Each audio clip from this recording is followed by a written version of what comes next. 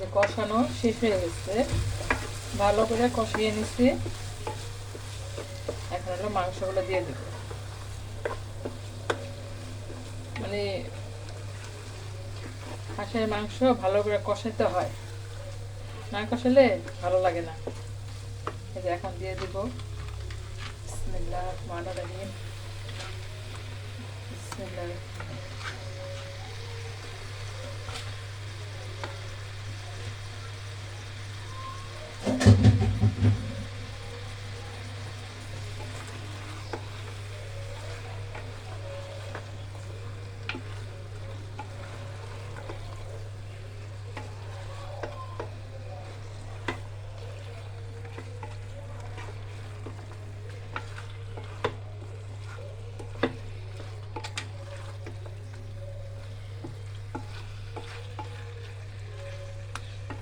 সাথে একটু নারকেল বাটাও দিয়েছি।